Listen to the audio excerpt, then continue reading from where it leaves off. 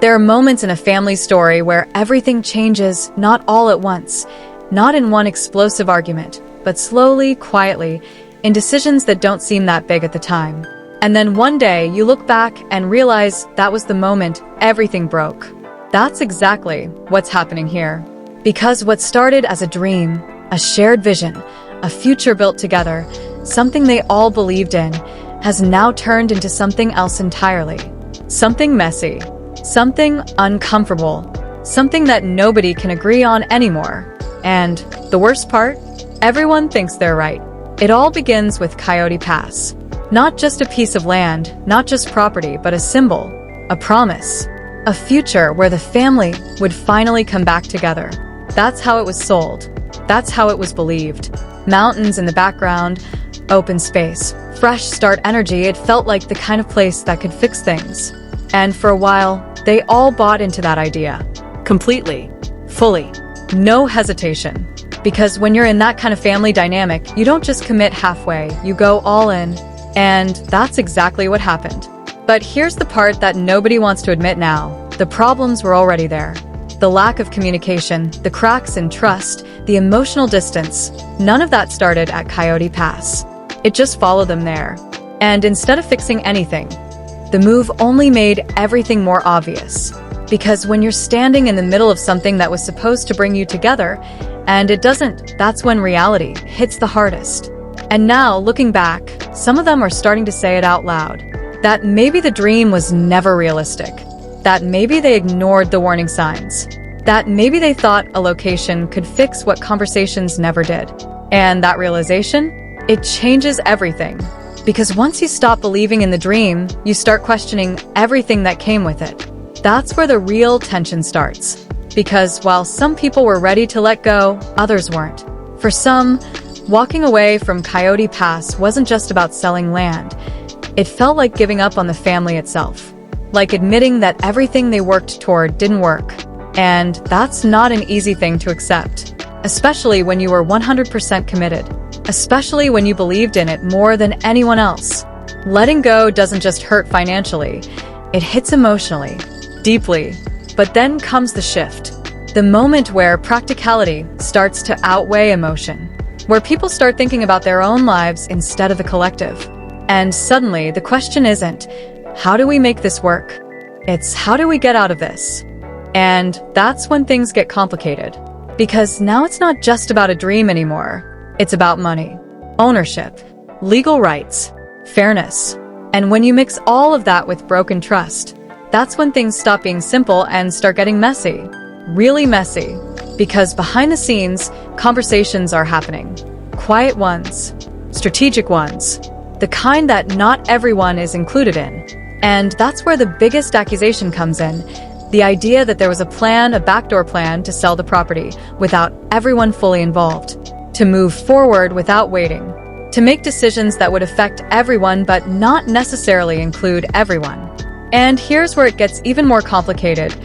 Nobody agrees on what actually happened. One person says it wasn't their idea. Another says they were being pressured. Someone else says they were just trying to move things along. And suddenly, the truth becomes harder to pin down. Because every version of the story sounds just believable enough, but also just different enough to create doubt. And in the middle of all of this is one question that keeps coming up over and over again. Who can you actually trust? Because from one perspective, it looks like people were trying to move forward in a difficult situation. But from another perspective, it looks like betrayal, like being cut out, like decisions being made behind someone's back. And once that feeling sets in, it doesn't go away easily. It only gets worse, especially when you realize how the property was actually divided. Because this isn't just a shared asset where everyone has equal footing. No, it's far more complicated than that. Different parcels, different names, different levels of ownership. And when you start breaking it down, it becomes very clear that not everyone is in the same position. In fact, some are in a much weaker position than others. And that's where fear comes in. Because if decisions are made without you, if deals happen without your approval, if the structure itself doesn't fully protect you, then what happens next? What do you actually walk away with? And more importantly, do you even have control over that? That's the kind of uncertainty that creates tension. The kind that doesn't stay quiet. The kind that turns into confrontation. And it does. Because once the idea of a secret deal is even mentioned, everything changes. Now, it's not just about selling land. It's about loyalty, about honesty, about whether people were willing to cross a line. And even if that line was never fully crossed, the fact that it was considered is enough to damage everything. Because trust doesn't just break when something happens. Sometimes it breaks when you realize it almost did. And then comes another layer, one that takes things to a completely different level. The introduction of a confidentiality agreement. At first glance, it might seem like a normal part of a business deal. Something to keep things private, to avoid public conflict. But in this situation, it doesn't feel that simple. Because of when it was introduced, because of how it was presented, and because of what it could potentially mean. To some, it's just paperwork. To others, it feels like a trap. Because if you sign something like that, what are you agreeing to stay silent about? What conversations are you giving up the right to have? And why is that silence necessary in the first place? Those questions don't come with easy answers. And for at least one person involved, the answer is clear enough to say no. Flat out no. Not because they don't want the deal to go through. Not because they're trying to create problems. But because something about it doesn't feel right. Something about being asked to stay quiet without fully understanding why or raises a red flag. And once that red flag is there, it's impossible to ignore. So the answer becomes simple. No. Not signing. Not agreeing. Not moving forward under those conditions. And just like that, everything stalls. Again. And now the frustration shifts to another level. Because from one side, it looks like someone is holding everything up. Delaying the process. Making things harder than they need to be. But from the other side, it looks like self-protection. Like the only way to make sure they're not being taken advantage of. And when those two perspectives collide, there's no middle ground. Just more tension. More accusations. More confusion. Because now people aren't just disagreeing, they're questioning each other's intentions completely. And this is where the roles start to solidify. Someone positions themselves as the one trying to keep things fair. Someone else is seen as the one pushing too hard. Another is viewed as unpredictable. And someone becomes the one who refuses to back down. But here's the twist. Every single person believes they're the one being reasonable. Every single one. And that's what makes this situation impossible to resolve cleanly. Because when everyone believes they're right, nobody is willing to fully give in. And when nobody gives in, everything drags out longer than it should. And the longer it drags, the worse it gets. Because now it's not just about the deal anymore. It's about everything underneath it. The resentment, the history, the things that were never fully addressed before. And now they're all coming out whether anyone wants them to or not. Because once trust is broken, even a little, every decision becomes heavier. Every conversation becomes more careful. Every move becomes more strategic. And suddenly, what should have been a straightforward process becomes a battle. A quiet one, maybe, but a battle nonetheless. And this is the point where everything stops being just complicated and starts becoming personal in a way that no contract, no property line, and no agreement can ever fix. Because once the business side hits a wall, the emotional side takes over. And that's when things really start to unravel. Because now, instead of talking about land, contracts, and percentages, people are talking about how they feel. About what hurt. About what they remember. About what they never said out loud before. And when that door opens, it doesn't close easily. Especially in a situation like this, where the history isn't just long, it's complicated. Years of shared life. Years of compromise. Years of decisions that didn't just affect one person, but everyone. And when you start pulling on those threads, everything connected to them starts coming loose. And that's exactly what happens here. Because now the focus shifts from what do we do with the property to how did we even get here in the first place? And that question? That's where things get uncomfortable. Because the answer isn't simple. It's not one mistake. It's not one decision. It's not even one person. It's everything. All of it. Layered on top of each other.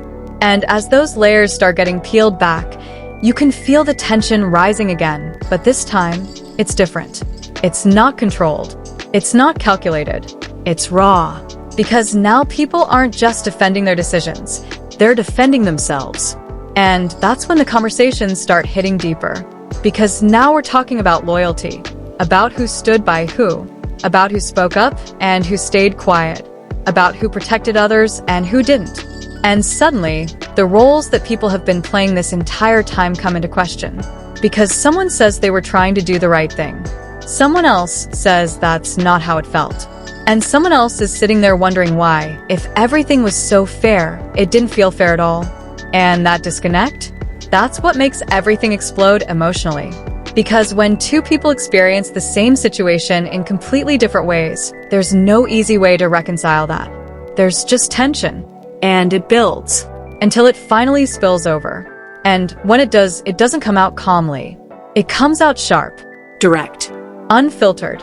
Because there's a moment here where something changes, and you can feel it immediately. The tone shifts. The patience disappears. And instead of holding back, someone finally says what they've been holding in, that they're done being walked over, done being talked down to, done being expected to just accept things without pushing back. And that moment, that's powerful. Because it's not just about this situation, it's about everything that led up to it. Every time they stayed quiet, every time they let something slide, every time they chose peace over confrontation. That's all gone now. And what replaces it is something much stronger. Boundaries. Clear, firm, and unapologetic. And not everyone knows how to deal with that. Especially someone who's used to things going a certain way. Because when someone who used to stay quiet suddenly starts speaking up, it changes the entire dynamic. And you can see it happening in real time. Because now, when an apology is offered, it doesn't land the way it was expected to. It doesn't smooth things over. It doesn't reset the conversation. Instead, it gets challenged, questioned, pushed back on. And that's when things get really uncomfortable. Because apologies are supposed to bring closure. But this one, it opens more doors. Because the moment it starts, it already feels off. Not necessarily fake, but not fully right either. There's something about it that feels like it's not just about the other person. It feels like it's about the person giving it. And that's where the tension builds again. Because when someone says, "I'm apologizing," but then immediately shifts into explaining themselves, defending themselves, or bringing up other issues, it stops feeling like a clean apology. It starts feeling like something else. And that something else is exactly what gets called out. Directly. Because now there's no patience for anything that feels even slightly insincere. And when the conversation shifts, when something unrelated gets brought up like outside opinions or other people, it completely derails everything. Because now it's not just an apology anymore. It's a debate. And that's the last thing needed in that moment. So the response comes fast. Sharp. Clear. Don't do that. Don't change the subject. Don't bring other people into this. Don't try to control how this conversation goes. And most importantly, don't try to shut me down. Because that's the part that hits the hardest. The refusal to be silenced. Not again. Not in this moment. Not after everything. And you can feel how important that is. Because this isn't just about being heard in this conversation. It's about reclaiming something that felt taken away for a long time. The ability to speak. Freely. Honestly. Without being dismissed. And once that line is drawn, it doesn't move. No matter how uncomfortable it gets. And it does get uncomfortable. Because now both sides are sitting in a moment where neither one is willing to back down. One is trying to complete what they came to do. The other is refusing to let it happen on those terms. And what you get is something messy but real. Because underneath all the tension, there's truth coming out. Not polished. Not perfectly expressed. But honest. And sometimes that honesty comes with frustration. With sarcasm. With emotion that hasn't fully settled yet. And that's okay, because that's what makes it real. But here's where it gets even more layered. Because while one person is standing firm, pushing back, refusing to let things slide, another is watching this and seeing it completely differently. Seeing it as proof of why communication was always difficult.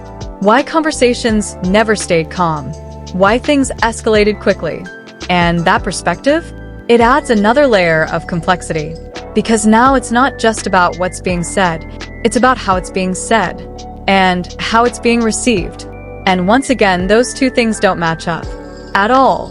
Which brings us to one of the most revealing parts of this entire situation. Because while one person sees strength in finally speaking up, another sees confrontation. While one sees honesty, another sees hostility. And neither one feels wrong. That's the part that makes this so complicated. Because there's no clear villain here. No single moment you can point to and say, that's where everything went wrong. It's a collection of moments, of perspectives, of choices that made sense to the person making them but didn't feel right to someone else. And now all of those moments are colliding, right here, in real time. And it's not just uncomfortable, it's revealing. Because this is where you start to understand why things didn't work. Not just because of one issue, but because of how every issue was handled. How conversations played out. How people reacted under pressure.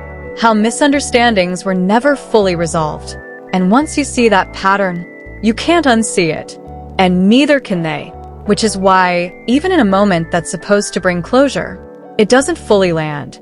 Because closure requires both sides to feel heard, to feel understood, to feel like something has actually been resolved. And here, that's not happening. Not completely. Because even when the words are said, even when the apology is given, there's still something missing. Something unresolved. Something that lingers. And that lingering feeling? That's what keeps everything from truly ending. Because the conversation might stop, but the emotions don't. They stay, just beneath the surface, waiting. And this is the part where everything finally settles, not in a clean, satisfying way, not with clear answers or perfect closure, but in a way that feels real. Because after all the back and forth, all the accusations, all the explanations and defenses, what you're left with isn't just a disagreement over property or money. It's clarity. The kind of clarity that only comes after everything has already fallen apart. Because now, when you step back and look at everything together, the land, the deals, the arguments, the apologies, you start to see a pattern. Not just in what happened, but in how it happened. And more importantly, why it kept happening. Because this wasn't just one bad decision. It was a cycle. A cycle of miscommunication, of people talking around each other instead of to each other. A cycle of alliances forming in moments of pressure, where two people would come together to make a decision that affected everyone else. And maybe at the time, it felt necessary. Maybe it even felt logical. But every time it happened, it created distance somewhere else. And that distance? It adds up. Slowly at first. Then all at once.